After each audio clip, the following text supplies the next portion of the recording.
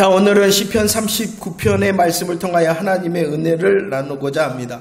이 39편의 말씀을 전하면서 계속 말씀을 반복하여 말씀을 드릴 것입니다. 반복하여 그 내용을 말씀하는 이유는 훈련되어지고 그 훈련되어짐을 통하여 주의 승리를 누리는 저와 여러분들이 되어지기를 원해서입니다.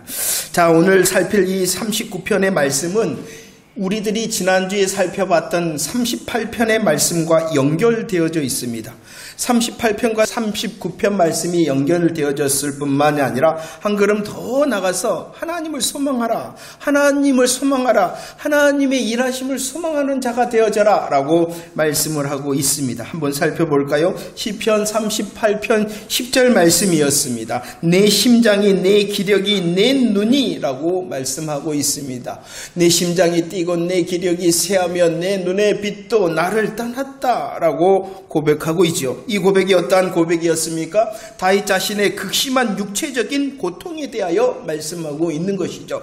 자신의 극심한 육체적인 고통의 이유를 말하면서 4절 말씀에서 왜 이렇게 되어졌는가? 자신이 문제 가운데, 자신이 고통 가운데 있게 됐던 이유는 무엇이냐 그러면은 자기의 넘치고 무거운 죄 때문이다 라고 고백을 하였습니다.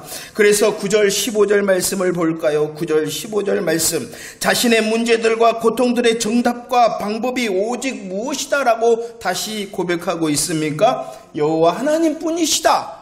나의 모든 소원은 주님 앞에 있다라고 말씀합니다. 왜냐 그러면 자기의 죄로 인한 이 문제와 고통을 해결할 수 있는 방법과 정답은 오직 여호와 하나님께 있기 때문이라는 것입니다. 인생 지푸라기에 정답과 방법이 있는 것이 아니기 때문에 모든 소원이 주 앞에 있습니다 라고 고백하며 나는 여호와 하나님만 바라봅니다 라고 고백하였습니다.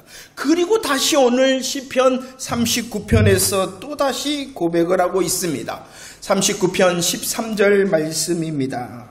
나를 용서하십시오. 하나님 나를 용서하십시오. 그리고 나의 건강을 회복시키십시오 라고 자신의 중병이 걸려 있습니다. 나는 여전히 문제와 고통 가운데 있습니다 라고 고백하고 있습니다. 그래서 8절 10절 말씀, 그 이유는 나의 죄 때문입니다. 내가 여전히 문제와 고통 가운데 있는 이유는 바로 나의 죄 때문입니다. 주님께서 그 죄로 인하여 징벌하시고 주님께서 그 죄로 인하여 치셨기 때문입니다 라고 고백을 하고 있습니다. 시편 38편 13절 14절 말씀 한번 고백할까요? 38편 말씀입니다. 시작. 나는 못 듣는 자같이 듣지 아니하고 말 못하는 자같이 입을 열지 아니하오니 나는 듣지 못하는 자 같아서 내 입에는 반박할 말이 없습니다 라고 말씀합니다. 자신의 문제들과 고통 앞에서 나는 듣지 못하는 자, 자신의 문제와 고통 앞에서 나는 말 못하지 못하는 자, 뭐라고 고백하고 있습니까? 나는 침묵합니다. 나는 침묵합니다. 왜 침묵하였다라고 말씀을 드렸습니까? 왜 다윗이 자신의 문제와 고통 가운데서 나는 말하지도 못하고 나는 듣지도 못하는 자와 같이 침묵하겠습니다라고 침묵을 결정한 이유는 그렇습니다. 하나님, 이 문제와 고통이 나의 죄로 인한 것입니다라고 자신의 죄를 인정하기 때문에 침묵하였다라고 말씀합니다. 자신의 죄를 인정할 뿐만이 아니라 오직 그 문제와 고통을 해결하실 수 있는 분은 하나님이시기 때문에 여호와 하나님을 내가 알고 여호와 하나님을 기대하기 때문에 나는 침묵하겠습니다 라고 시편 38편에서 고백하였죠. 그리고 다시 이 39편에서 고백을 하고 있습니다. 1절 말씀도 우리 함께 고백합시다. 1절 시작. 내가 말하기를 나의 행위를 조심하여 내 혀로 범죄하지 아니하리니 악인이 내 앞에 있을 때에 내가 내 입에 재갈을 먹이리이다 하였도다 라고 말씀합니다. 내 혀로 범죄하지 않겠습니다. 내 입에 재갈을 먹이겠습니다. 나는 여전히 뭐 하겠습니까? 침묵합니다. 창세기 3장 8절 말씀입니다. 죄의 문제가 발생했습니다. 죄의 문제가 발생했습니다. 하나님을 믿지 않는 불신앙과 하나님의 말씀에 순종하지 않는 불순종의 죄의 문제가 생겼습니다. 이 죄의 문제 앞에서 아담이 어떻게 하였다라고 말씀하고 있습니까? 피하였다, 숨었다 라고 말씀합니다. 문제를 회피하고 문제에 대하여 도망쳐버렸다 라고 말씀을 하고 있습니다. 죄의 문제가 생겼습니다. 회피합니다. 도피합니다. 그뿐만이 아닙니다. 창세기 3장 12절 말씀 한번 읽어봅시다. 시작. 아담이 이르되 하나님이 주셔서 나와 함께 하신 여자 그가 그 나무 열매를 내게 줌으로 내가 먹었습니다. 죄의 문제가 생기자 피하고 숨었을 뿐만이 아니라 이 아담은 뭐하였다? 핑계하였다라고 말씀합니다. 핑계하였습니다. 여자 그가 그 나무의 열매를 내게 줌으로 내가 먹었습니다. 나 때문이 아니고요. 누구 때문이다? 여자 때문이다 라고 핑계하였다라고 말씀을 합니다. 죄의 문제가 생기자 회피합니다. 도피합니다. 핑계하였습니다.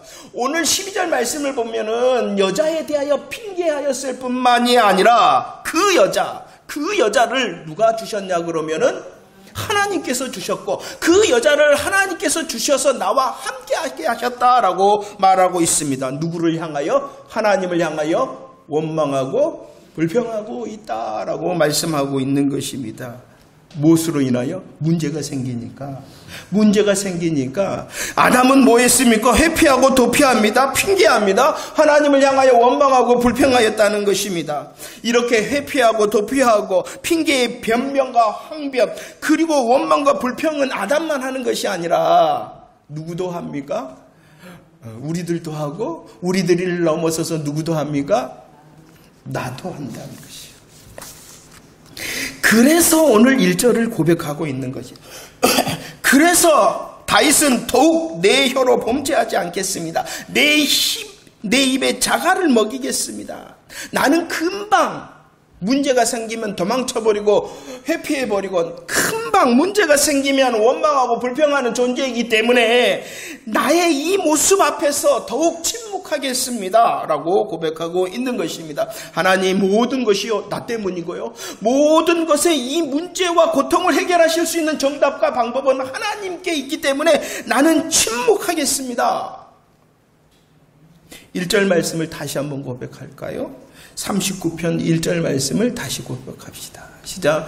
내가 말하기를 나의 행위를 조심하여 내 혀로 범죄하지 아니하리니 악인이 내 앞에 있을 때에 내가 내 입에 재갈을 먹이리라 하였다라고 말씀하고 있습니다.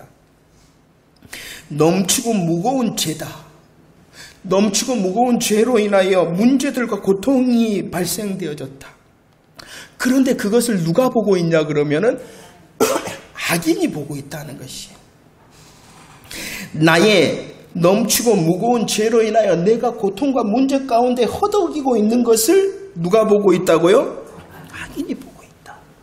그 악인이 누구입니까? 우리는 시편 말씀을 통하여 악인이 누구인가에 대해서 계속 배워왔습니다.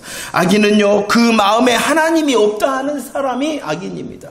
하나님을 마음에 두지 않기 때문에 그의 혀와 입술에는 죄악과 속임을 쏟아내는 자들이 바로 악인입니다. 마음에 하나님이 없기 때문에 거침이 없는 그 입뿐만이 아니라 그 행실이 가증하며 하나님께서 원하시는 선을 행하지 않는 자, 복음 안에 있지 않는 자, 예수 그리스도를 믿지 않는 사람이 바로 악인이다라고 말씀하고 있습니다. 누가 넘어졌냐 그러면은 의인이 넘어졌어요.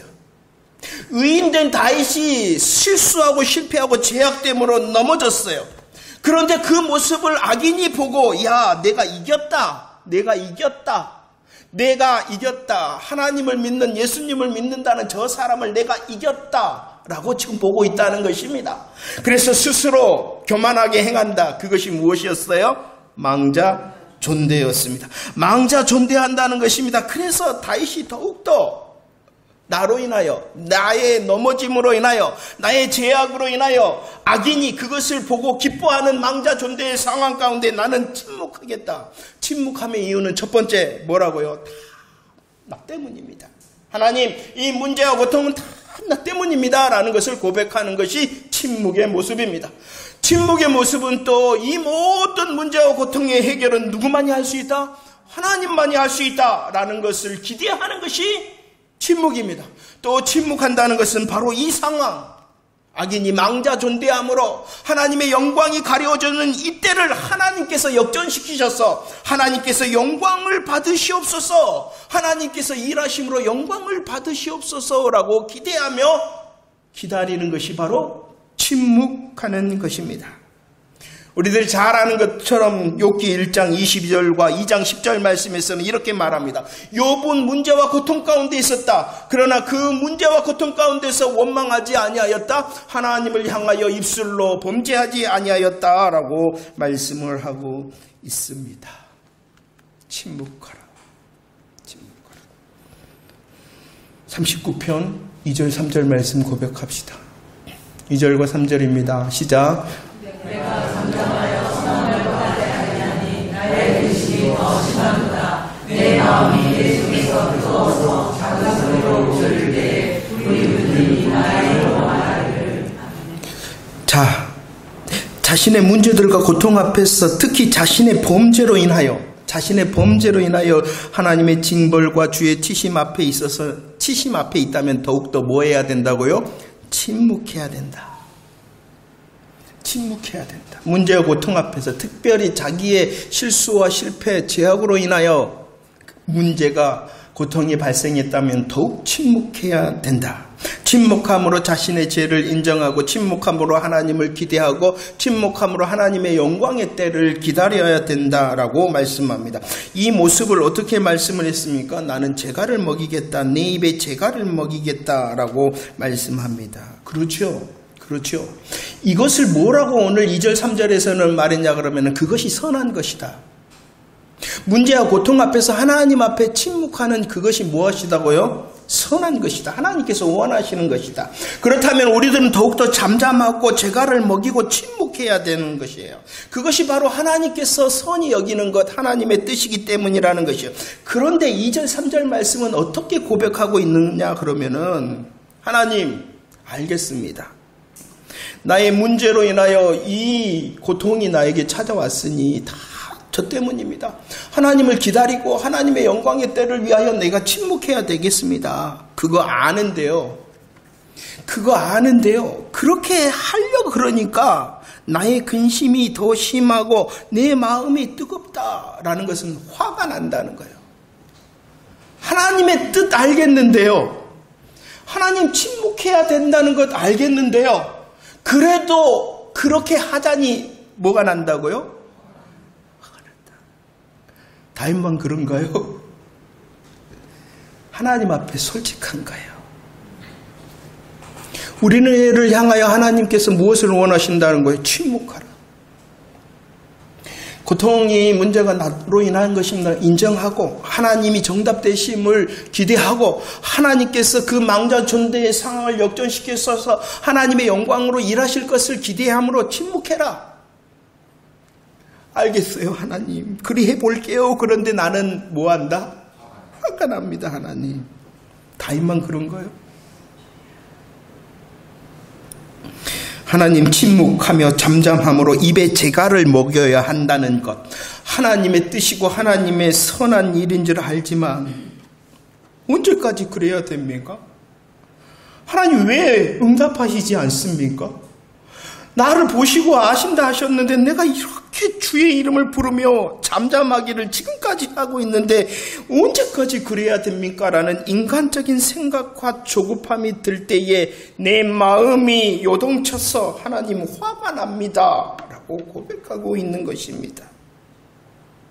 하나님을 향하여 기다리고 있는 자신의 모습을 볼 때에 하나님 언제까지입니까? 라고 인간적인 생각과 조급함으로 화가 날 뿐만이 아니라 누구를 보냐 그러면 비교가 되는 거예요.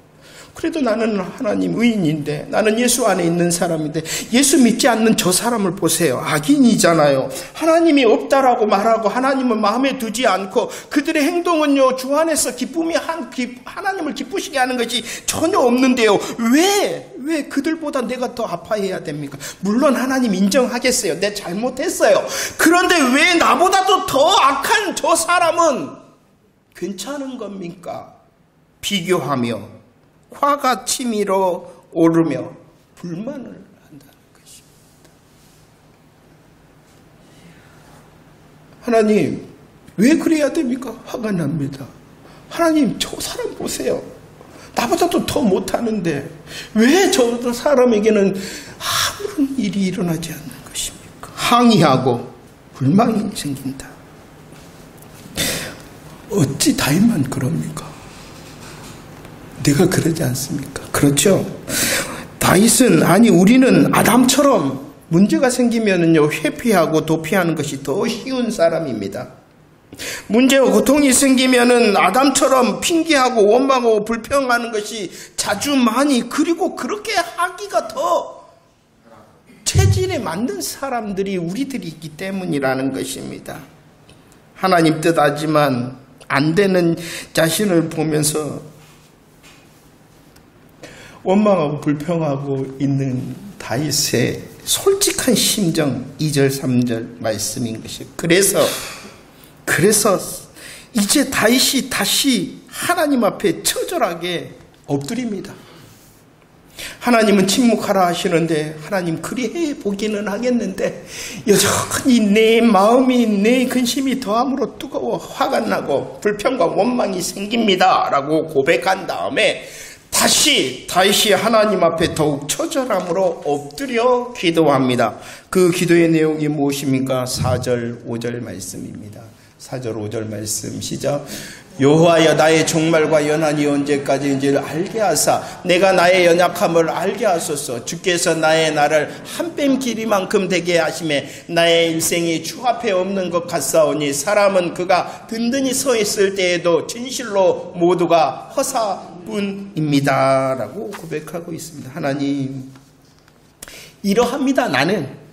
나는요 회피하고 도피하기가 너무나도 더 쉽고요, 하나님을 향하여 원망하고 불평하는 것이 너무나도 체질에 맞는 존재입니다 라는 것을 솔직히 아뢰고, 하나님 뜻 알겠는데요, 안 되는데요 하면서 다시 엎드려 기도하고 있는 것입니다.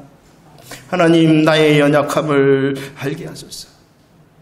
회피하고 도피하고 원망하고 불평하고자 하는 나의 연약함을 알게 하소서라고 다시 하나님을 향하여 엎드린다는 것입니다.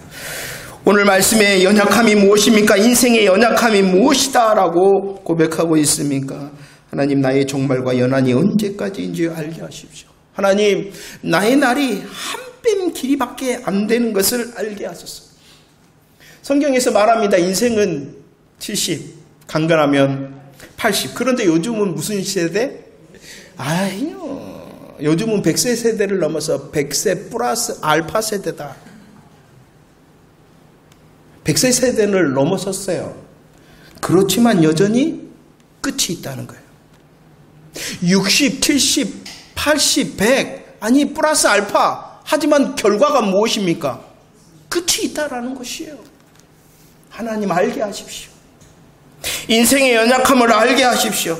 긴 인생을 사는 것 같지만 오늘 말씀의 인생은 주 앞에서 어떠한 존재냐 그러면은 없는 것 같은 존재다라고 말씀하고 있는 것입니다. 아무리 긴 인생을 사는 것 같더라도 실상은 무엇이다? 없는 것 같은 유한함을 알게 하십시오. 하나님, 회피하고 도피하고 싶고 원망하고 불평이 생길 때마다 나는 없는 것 같은 존재, 연약한 존재, 하나님을 향하여 유한한 존재라는 것을 알게 해 주십시오. 왜냐 그러면 그 도피와 회피, 원망과 불평을 멈추기 위해서. 인생의 연약함의 유한함뿐만이 아니라 또 말씀해 보면은 허사다, 헛됨이다 라고 말씀하고 있습니다. 든든히 서 있다 라고 말씀합니다. 그러나 그 든든히 서 있는 것의 실상은 무엇이다 라고 말씀하고 있냐 그러면은 허사와 같고, 6절 말씀해 보면은 그림자와 같고 신기로와 같은 헛된 것뿐이다 라고 말씀을 하고 있습니다. 그래서 시편 39편 11절 말씀에서 이렇게 말하고 있죠. 고백할까요? 시작. 주께서 죄악을 책망하사 사람을 징계하실 때에 그 영화를 전문같이 수멸하게 하시니 참으로 인생은 모두 대입니다. 하나님, 알게 하십시오. 도망치고 싶고 원망하고 싶고 불평하고 싶을 때 하나님, 내가 하나님 앞에서 없는 것 같은 유한함을 알게 하시고 또한 모든 것이 헛되다는 것을 더 아는 존재가 되어지기를 원합니다 라고 고백하고 있는 것입니다. 6절 말씀도 고백합시다. 6절 말씀 시작. 진실로 각 사람은 그림자같이 다니고 헛된 일로 소란하여 재물을 쌓아나 누가 거둘지는 알지 못한다라고 말씀합니다. 인생의 연약함이 무엇이다고요? 긴 것 같으나 짧은 유한함이요, 든든한 것 같으나 아무것도 아닌 허사와 헛됨이다라고 말할 뿐만 아니라 그 인생의 연약함은 바로 어리석음에 있다라고 말씀하고 있습니다. 많은 것 좋은 것을 위하여, 오늘 말씀이 어떻게 한다? 많은 것 좋은 것을 위하여 소란한다, 수고한다는 것이에요. 많은 것 좋은 것, 세상에 많은 것, 세상에 좋은 것을 위하여 소란한다, 수고한다는 것이에요. 그러나 그것을 누가 거둘지, 그것을 누가 누를지 아무도 모른다. 아무도 모르는 일에 너무 소란스럽게, 아무도 모르는 일에 너무 소란스럽게, 어리석게 서 있는 것이 인생이다. 전도서 6장 2절 말씀도 말씀하죠. 소란하여 쌓은 그 재물과 부요와 종기 다른 사람이 누린다. 인생의 소란, 어리석은 수고다. 인생의 소란이 주 안에 있지 않은 모든 것이 어리석다라는 것을 알게 해주세요. 7절 말씀입니다. 고백합시다. 시작. 주여, 이제 내가 무엇을 바라리요? 나의 소망은 주께 있습니다. 할렐루야. 인생의 모든 문제와 고통 앞에서 잠잠해야 되잖아요. 잠잠해야 되는데 저 밑에서부터 올라오는 회피와 도피, 핑계의 변명과 항변, 그리고 원망과 불평과 불만이 생길 때에 하나님 더 엎드려야 된다. 하나님께 더 엎드려야 돼요. 하나님, 저의 연약함을 알 수 있도록 도우세요. 긴 것 같으나 유한하며 든든한 것 같으나 헛되며 수고하여 쌓은 것 같으나 아무것도 아닌 어리석음에 서 있을 수 있도록, 그것을 깨달을 수 있도록 해주세요 라고 기도하고 있어요. 왜냐 그러면 다시 누구에게 돌아가기 위해서? 하나님께 돌아가기 위해서. 우리는 알고 있어요, 하나님이 정답이라는 것은. 그런데 뭐 하십니까? 저 밑에서부터 원망과 불평이 쏟아져 나오려고 그런다. 그럴 때 다시 누구에게? 하나님을 향하여 돌아가야 되는데, 그 하나님께 돌아가는 방법은 내가 누구인지를 알면 된다는 거예요. 연약하구나.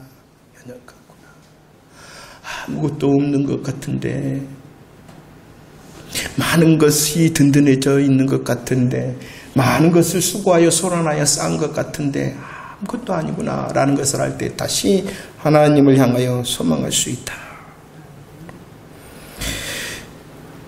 소망하는 자를 향하여 어떻게 말씀하냐 그러면은 9절 말씀도 고백할까요? 9절 말씀 시작. 내가 잠잠하고 입을 열지 아니하면 주께서 이를 행하시는 것. 이제 다시 하나님을 소망한다는 것은 주의 일하심을 기대한다는 것입니다. 다시 주님을 향하여 결정을 하고 주님의 일하심을 소망하는 것이다 라고 말씀을 하고 있습니다. 인생의 유한함과 연약, 헛됨, 어리석음 앞에서 하나님을 소망하는 자는 이제 더 잠잠히 주의 행하심을 기대하는 자가 되어질 것이다 라고 말씀하고 있습니다. 그러면 이렇게 잠잠하여 다시 하나님을 붙들고 있는 이 의인을 향하여 하나님께서 어떠한 일을 행하시는가?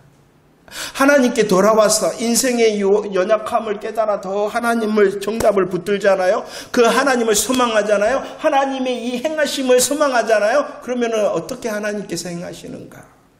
10절 말씀 시작.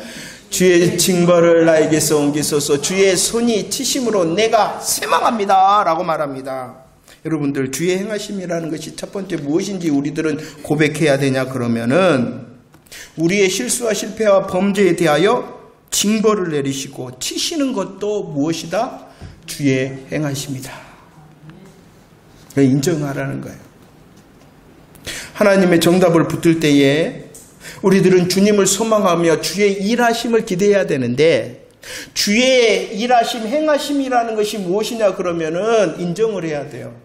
나의 죄를 향하여 징벌하시고 치시는 것도 무엇이다?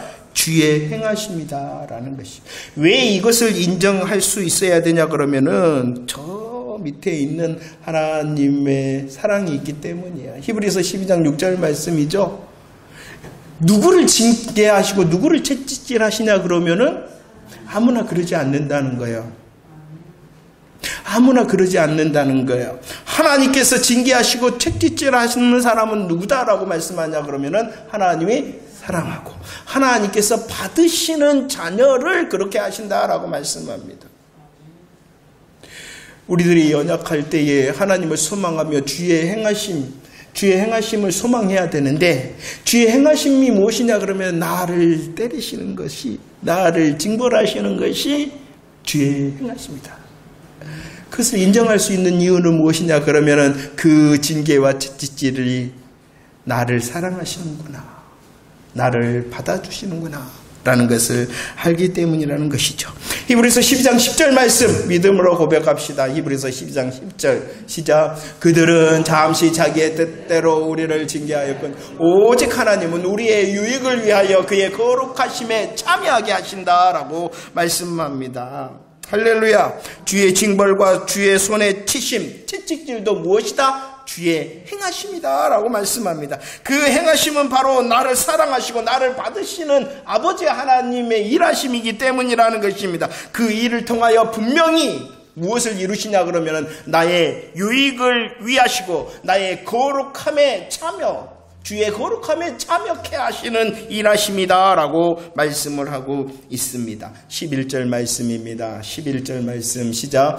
주께서 죄악을 책망하사 사람을 징계하실 때에 그 영화를 젖먹은 같이 소멸하게 하시니 참으로 인생이란 모두 헛된 것 뿐입니다 라고 말씀합니다. 오늘 말씀의 영화, 그 영화다라고 말씀합니다.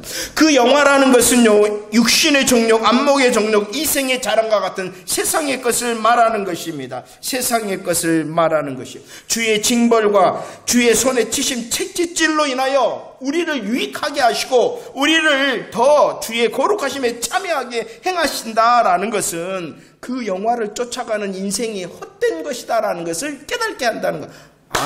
내 인생의 방향을 수정할 수 있도록 하신다는 것이에요. 세상과 육신과 안목의 이생의 자랑을 위하여 사는 인생이 아니라, 헛됨의 인생을 위해서가 아니라 더욱 하나님을 향한 참된 소망자로 살게 해 주신다라고 말씀을 하고 있는 것입니다. 왜 때리시느냐? 아니야. 잘못되었기 때문이라는 것이요. 잘못됨을 돌이켜서 참됨을 향하여 나아갈 수 있도록 하신다라는 거예요. 그것이 바로 주의 행하심이다라고 말씀하고 있죠. 8절 말씀도 고백할까요? 8절 말씀 시작.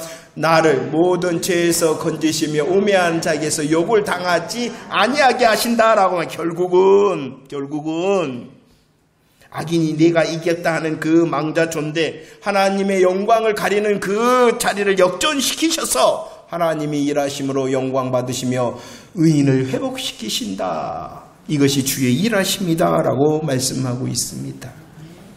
주의 일하심, 행하심을 소망하기를 원합니다.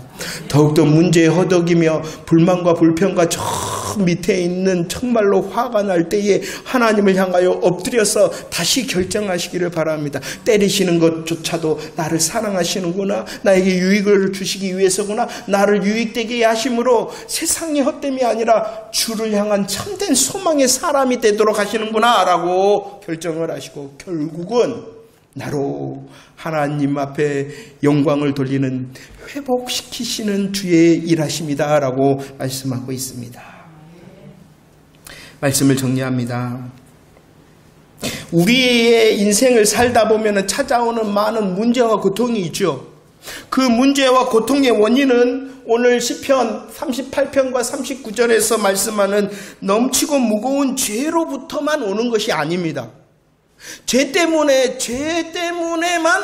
고통과 문제가 오는 것이 아니지요. 살펴보았던 욥도 죄 때문이 아니잖아요. 죄 때문이 아닌데도 욥도 여전히 문제와 고통 가운데 있습니다. 이것은 죄의 문제가 아니라 사단이 노략질하는 것이고 하나님께서 그 욥을 훈련하시기 위하여 문제와 고통 가운데 있다는 것입니다.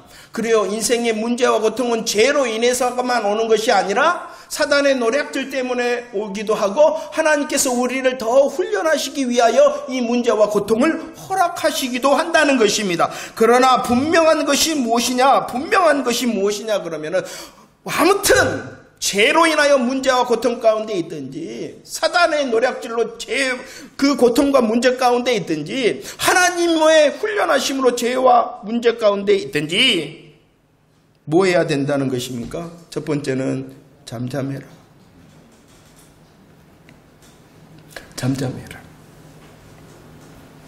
13절 말씀. 내가 떠나 없어지기 전에 절망이 생기느냐?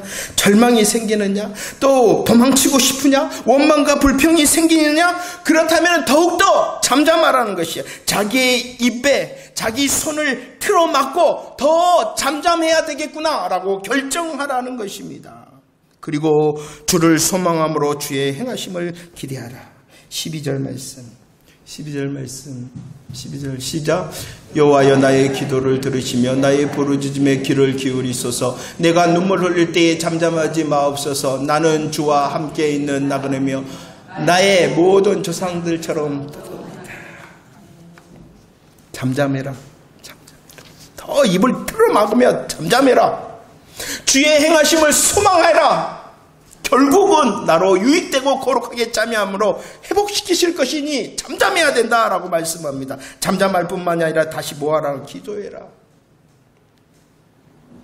기도할 뿐만이 아니라 그 기도에 부르짖음을 더해라. 그냥 기도하지 말고 부르짖음을 더해라. 아니, 그 기도에 부르짖음에 무엇을 더하라? 눈물을 더하라. 문제들과 고통은요, 하나님께서 보내시는 사인입니다. 문제와 고통은 하나님의 사인입니다. 하나님께서 사랑하시기 때문에, 하나님께서 받으시기 때문에 보내시는 사인입니다. 그 사인을 받을 때에 문제가 무엇이냐 그러면은 기도에 부르짖음에 눈물을 더하지 않는 것이 진짜 문제라는 것입니다. 그 문제와 고통과 문제가 아니라 하나님의 사인의 문제와 고통 가운데 아무것도 하지 않는 것이에요. 말씀을 정리한다 하였으니 히브리서 11장 13절 14절 말씀입니다. 시작. 이 사람들은 다 믿음을 따라 죽었으며 약속을 받지 못하였으되 그들을 멀리서 보고 환영하며 또 땅에서는 외국인과 나그네임을 증언하였으니 그들이 이같이 말하는 자기들이 본향 찾는 자임을 나타낸다. 정말로 주의 행하심을 소망하는 저와 여러분들이요, 우리는 더 쉽습니다. 도망가는 것, 회피하는 것이 더 쉬운 존재입니다. 저 밑에 원망하고 불평하는 것이 더 쉬운 존재입니다. 그렇기 때문에 더 다시 주 앞에 엎드립시다. 하나님 알게 하옵소서. 하나님 나의 연약함을 알게 하시옵소서. 그리고 하나님의 일하심을 소망하게 하시옵소서. 하나님께서 지금 나를 치시는 것도 징계하시는 것도 하나님께서 나를 사랑하시고 받으시며 나를 유익되게 하심으로 세상이 아니라 하나님을 향한 하나님 나라 본향을 향하여 가는 소망자의 삶을 살아내게 하심임을 알게 하옵소서라고 기도하는 저와 여러분들이 되어지기를 축원합니다. 속지 맙시다. 짧은데 길다고 착각하지 맙시다. 속지 맙시다. 그림자처럼 헛된데 그것이 든든하다 안심하지 맙시다. 소란을 하여 수고하여 쌓은 것이 우리의 인생을 보장하는 것이 아닌데 그 어리석음에 속는 저와 여러분들 되어지지 않기를 원합니다. 뭔가 말은 저 밑에서 올라옵니까? 잠잠합시다. 우리의 입에 손을 막으며 잠잠합시다. 그리고 하나님을 향하여 나는 소망한다라고 고백하며 우리의 틀었던 입술을 열어서 기도에 부르짖음에 눈물을 더하는 저와 여러분들이 되어지기를 축원합니다. 분명히 약속하셨어요. 여호와 하나님은 위대하시며 여호와 하나님은 보배로우심으로 지금과 여기에서도 주의 영광을 드러낼 것이다 라고 약속하셨으니 그것은 하나님께서 하실 일이요. 나는 잠잠할 것을 잠잠하며 다시 입을 열어서 기도에 부르짖음에 눈물을 쏟는 저와 여러분들이 되어질 때 더 분명하시고 위대하시고 보배로우신 하나님께서 속히 저와 여러분들을 향하여 일하시는 간증자로 삼아 주실 줄로 믿습니다.